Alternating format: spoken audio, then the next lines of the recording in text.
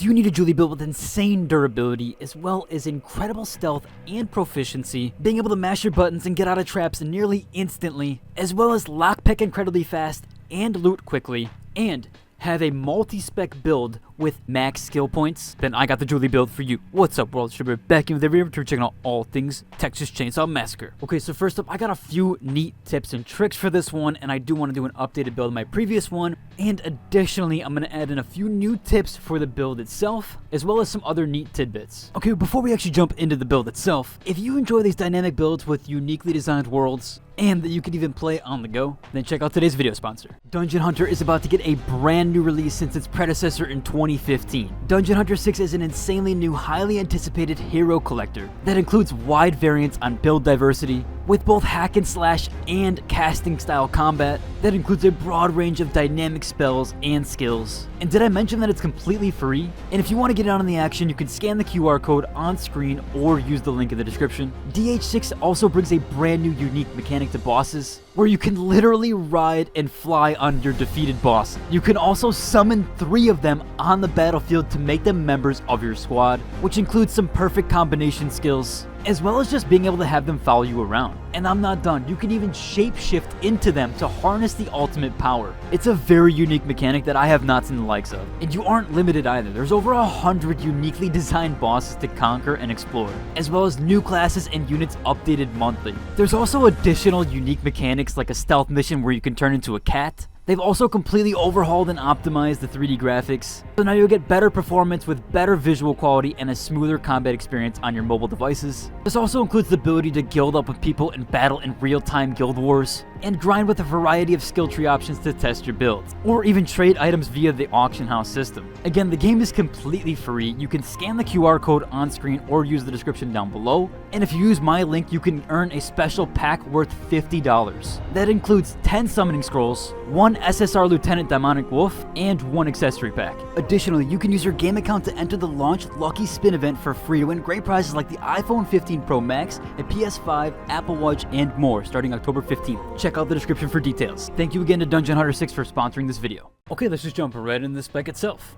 Okay, so looking at the skill tree here, we're going to zoom out so you can see the full picture here. I do want to make some more notable things here so that we can actually look into the skill tree and kind of go over the exact process here. Also some tips with it. Again, as always, if you are going any route, or if you are speccing into any build that you want, or if you want to do anything different here, you're more than welcome to. Of course, for the random perk slots, whatever perk you really desire the most, reset until you get that on the first perk point. That way you can guarantee it, and that way you're not going through the skill tree over and over again to try to get the random perks. That way you have the one that you need on the first perk point, which for us here is actual no-sell.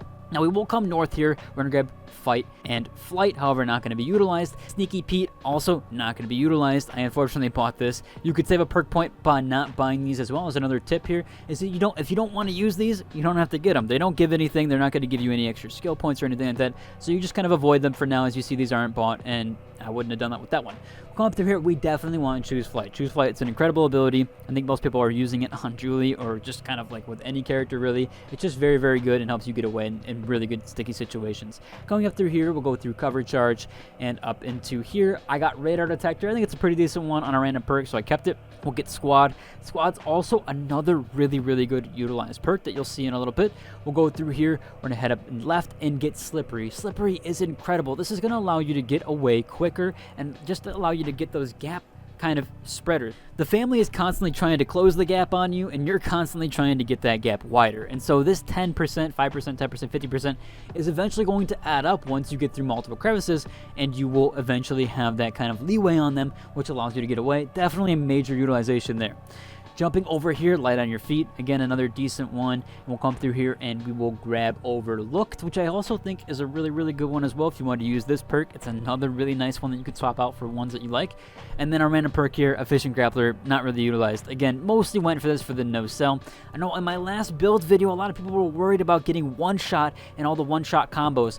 This is an excellent one that once you level it up, once you get it to 2 and 3, you're just going to be really OP with this, and this is going to prevent that damage and those one-shots that are going to be happening. For the most part, there could be some theory crafting with family stuff, maybe some overpowered things. Eventually, some people might get one-shot with it, but it's still a very, very good perk, and so I do recommend using this one just in case, so that you do have that extra survivability now that people are leveled up. Over to the loadout section here, we are going to go for the perfect stats again, which that is a 41 into stealth and a 41 into proficiency. Once you accomplish both of these things, you are now able to spam at your will. Comparing the two, if you take 40 in either of these categories, you will unfortunately not be able to spam anymore, as you will, or at least you can if you want, but you will detect and you will kind of get red hue to yourself so that the enemies can see you. Now these last 2 points you can throw wherever you want. If you want to go into toughness, go into toughness. I like to go into endurance just to give her the most amount of anything. If you want to go into strength, give her strength.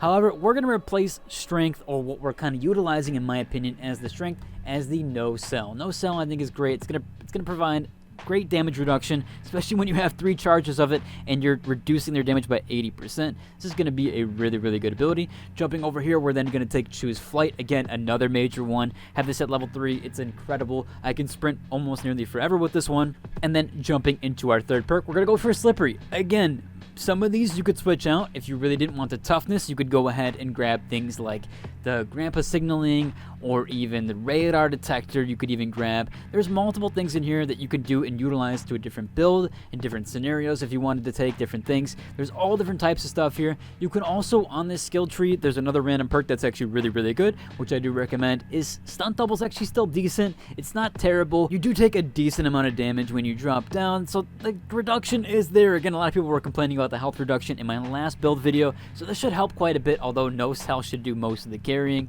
Now jumping into Ultimate Escape, there's 2 paths we can do here. For right now, if you are level 2, I would go into the ability lasting 12 seconds longer, and then I would jump into Ultimate Escape for right now.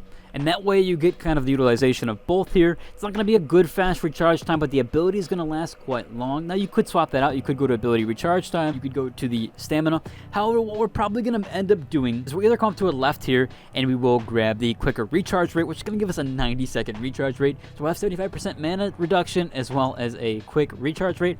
Or you could also come up here, we'll grab 2 into increased duration. Yeah, it's not utilized too much. However, this third one here is going to allow you to have 100% reduction while the ability is active, which is absolutely insane. You're going to be able to sprint nearly forever, since you're going to have 12 seconds of it, or at this time, you're 15 seconds rather. You're going to have 15 seconds of it, and then you're also going to have 15 seconds of basically 100% stamina reduction, which in my eyes is pretty utilized enough. However, 75% with a 12% ability cooldown is still decent and not too bad. However, when I want to utilize it, I want to have kind of infinite recharge there, or at least infinite rate there, at least for myself. So those are the 2 kind of speccings that I would go into, depending on what level you are. If you're level 1, you know, go into increased duration, or you could even go into decreased sprint stamina here, which that's probably what I would do for the first level, then respec this. You can do this without respecting the tree. I'll show you right now. You can just respec this, and so your skill tree, all your stats are still good to go, so don't worry. You can respec this as much as you want.